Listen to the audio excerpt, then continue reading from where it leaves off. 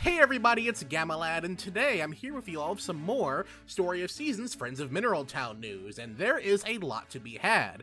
As some of you may not know, Tokyo Game Show just wrapped up, and we were able to get an interview with the producer of Story of Seasons Friends of Mineral Town, a Mr. Hikaru Nakono.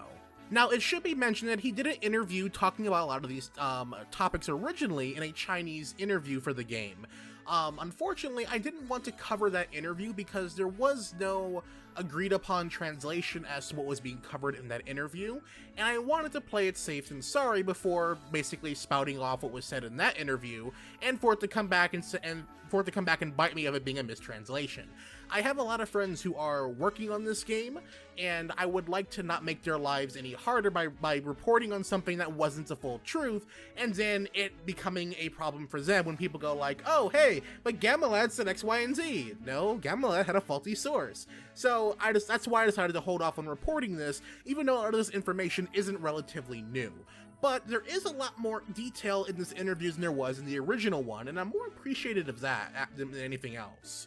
So let's first discuss what was mentioned in the interview, shall we? The first thing that was on my mind a lot about this game is why a lot of characters and designs changed.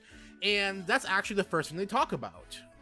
Nakono mentions that the original game is now 16 years old, and that they approached the development of the latest game with the concept of reconceptualizing the setting of the original game, which carried over to the character design. Part of this was because the original GBA game had some character designs that didn't fit with their role, and as this was the first game on the Switch, they wanted players who didn't recognize the original characters to have fun as well. For example, Gray in Mineral Town is supposed to be an apprentice blacksmith, yet for some reason he's wearing a hat that says Uma, or horse in Japanese, and he looks like a farm boy. Nakono and the team were quite appalled that the GBA originals had details like that. Other things included family members who didn't look alike at all, and a lot more. Saibara wore traditional Japanese clothing because he had a different job in a previous game, and thus they tweaked his design, and other details like this. So it seems like the original designs of these games had more to do with the fact that these were characters that were being carried over from previous Story of Seasons games, and they didn't want to, revamp their entire design. But for this being a new starting point for the series on the Switch, this has a lot to do with why they may have changed it, because again, this may be a lot of people's first, Story of Seasons game, and they want people to see characters that fit what's going on, and I don't blame them for this one. Sure, it's a bit jarring for someone who's played the original game, but I guess it does make a lot of sense as to why they decided to change up a lot of the characters. Next in the interview, he goes on to explain why the protagonists come in a different variety of styles. Regarding the protagonist, the appearances are entirely cosmetic. The team added in new designs because the original designs were very much farmer-like, but some people may prefer a more trendy player character. Nakono laughed and pointed out that the protagonist wasn't born on the farm in the first place, and wouldn't it be strange for the protagonist to immediately change their way of dressing from the very start? And that's actually a good point, because depending on which version you played, you either inherited this farm, or you decided to just up and move on the farm because, well, you saw an ad in a newspaper. So I guess having a more city-like appearance at the start makes a lot of sense when it comes to the overall writing of the game. But it is appreciated that you can actually choose one of the original designs with your protagonist characters. Now, it was also asked if they had any plans on making DLC to basically give the game a more of a original feel by having the original art redone and then posted in the game to be sold back into the game, and this is what they had to say in that regard. As for whether the game might get DLC featuring the classic designs, Nakono isn't sure if it can be done technically, or whether it will invoke the same impression as the original portraits.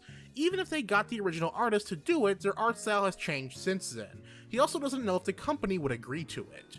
Now that's actually pretty interesting. They don't have the same artists working on these games from the original Friends of Mineral Town. And I guess that's a bit apparent if you're looking at the progression of the series since then.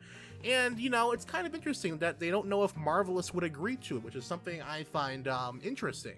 This could have a lot to do with the fact that maybe Hashimoto isn't working on this game, and they have this team on a much tighter leash when it comes to it being a remake. But I guess we'll see what the future holds for this secondary Bokujo team. Now, the next thing that was asked was in regards to character events and romance events and potentially festivals. This is what had to be said. Events will also have changes, as this is a remake. They'll change some things that are weird, and while other events will be removed, there will be more added and more robust events, such as for romantic events. So it sounds like they're taking out or completely revamping a lot of the hard events and making them, I guess, more unique? I don't know. I'm not always big on remakes removing things that were present in the original game, but if the game is going to add more than it takes away, in my personal opinion, that balances out. But for people who maybe, big diehards on the original, that may be a disappointment for some of you. Now, this is the next big thing about the Story of Seasons Friends of Mineral Town remake that has a lot of buzz on it. So, in Harvest Moon DS Cute, in the Japanese version, they incorporated a best friend system, where you could marry any of the bachelors or bachelorettes, but if you married a bachelorette, you was considered best friends. That version was completely removed from the North American release of the game, which was pretty weird. But it was asked if this version would, if this would be coming back into the game at all.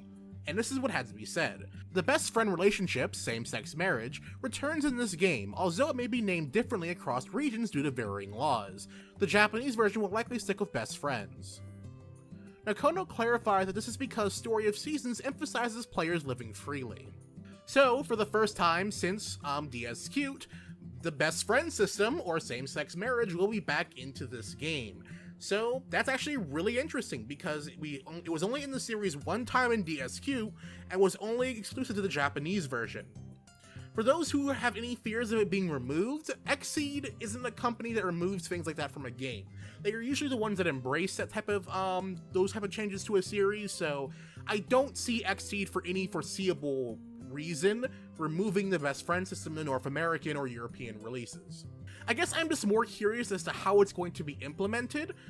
Will this mean male characters can also see a lot of the hard events for the bachelors? Because these events are really well written, and I would like to see a lot more of them. Like if I'm playing as a guy, but I want to marry, say, Ellie, because of course I am, I still want to see some of the different events for, like, say, Cliff or the Doctor, because they have some really interesting stories. So I want to know if there will be like a cutoff. Like, I'm pretty sure there'll be like a hard way to get married, so you can't accidentally marry a guy or a girl if you don't want to. So I'm kind of interested to see how you will go about that.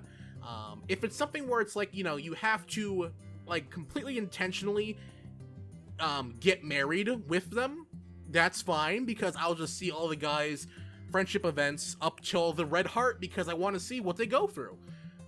The reason why I'm a bit skeptical about that, or not skeptical, was the reason why I was worried originally, because in more recent Story of Seasons games, you have to start dating someone before you can see like all of their friendship events. So that's kind of where my disconnect was. I didn't want to have to lock into one of the guys to see all of their events, but from what I've been reading up on this game, the dating mechanic will not be back, so I'll be free to see everyone's friendship and heart events, and yeah, get all the character development of every character. Now, this one was the most important thing for me about this game. I'm a big stickler on Bokujo games when it comes to having the family mechanic of it. I really do like the games where your child can grow up and become an adult and help out on the farm. That's why I love DS, why I love A Wonderful Life, why I love the Wii games, because your kid can grow up. So, that question was asked, and I'm a bit mixed on the response for it. Children in this game will grow older a bit, but not beyond the age in the previous games. The press also asked whether divorce would be possible, and Akano replied that while the Story of Seasons series is a simulator, it's more of a fantasy and fairy tale-like game, and they currently have no plans of adding such a feature. Good, I don't think a divorce feature should be in this series, personally. I just feel like, I don't know, this doesn't fit the entire theme of the Bokujo series, but the fact your child will grow a bit older in comparison to the previous games is something I'm a bit on the fence about. While granted, anything is better than your child only growing up to the crawling stage and never getting any bigger or actually speaking to you, I don't know what they mean by like previous games. Like in Story of Seasons 2015 and Trio of Towns, your child can grow up pretty independent, and you can have like full-on conversations with them, and they can go about and have their own routines and not be confined to the house all day. Whereas in, say, Harvest Moon: A New Beginning, your child could actually become a teenager, which I actually really appreciated. I'm just a bit happy that, hey, at least your kids will no longer forever be a toddler and crawling around, and there may be some more interactivity with them, and probably more family events. Now, the original Friends of Mineral Town release wasn't without bugs and glitches, and it was asked if any of them would be returning. Some of these glitches would include, such as the game getting soft lock when you do watch TV at a certain time, or by increasing a person's friendship points infinitely. This is what they had to say in regards to that. Regarding bugs that benefited the player in the original game, Mikono mentioned they have kept some of them. Obviously, broken bugs like being able to infinitely increase relationship points on birthdays was removed, while bugs such as time not progressing at the beach during beach day have been implemented properly instead, so you can fish infinitely at the beach. That's actually pretty neat, so you can spend your entire day with your basket at the beach and fish all day long and get a nice chunk of change in return. I wonder though if they actually fixed the horse racing though. What I would always do in Friends of Mineral Town is that I would save scum on the horse racing. I would watch the horse race, find out who wins, reload my save, and then just bet everything on the winner and buy a bunch of medals to sell. That's how I always got rich in the first season of of Friends of Mineral Town. I would just get mad cash off horse racing. It's also mentioned in the interview the game will have new areas to explore, and existing areas will remain relatively unchanged, apart from shifting of obtainable items. So that's always good to see. There'll be new areas for us to explore, keeping Mineral Town a familiar place to go to, while having nice surprises for those who've experienced the original game. Now this next bit, I guess is more of a cultural shift type thing when it comes to people who played the game back in 2003 versus playing it today. You can't buy from the TV shopping network anymore, and instead the products have been made purchasable in other methods. The reason is because kids nowadays have no idea what TV shopping networks are nowadays. That said, because the game emphasizes its countryside feel, the development team opted to forgo changing the TV shopping network into an online shopping service, to keep the low-tech feel of the setting. This is also why the Protagonist gets a record player like the original game, although they did consider changing it to a CD or MP3 player. And that's it for the interview. There was a lot of interesting tidbits in here, talking about a lot of interesting things that a lot of fans have been wanting to know about for a while. For me, I'm glad to know that there will be revamped events with different characters, and your child will be able to grow up a little bit bigger. But I know to a lot of people they'll be very happy to see the best friend system making a return. And again, don't worry, I don't see Xseed removing that from the game. At least that their track record does not match up with that. So you can rest assured to know that it will probably make its way to the North American and European release, but in other regions the name may be changed a little bit to accommodate certain cultural things, but it should still be there regardless. But yeah, that was the full interview. I'll have a link to it down in the description below for you to check out as well. And if you have any comments or questions, by all means leave them down in the comment section below. I would love to hear from you guys on this. And if you're finding my channel for the first time through this video, hey, be sure to subscribe for future reviews, commentaries, let's plays, and more, and of course, Story of Seasons Friends of Mineral Town news. And I'd like to thank all my patrons on Patreon for making today's video possible. And as always everyone, thanks for watching.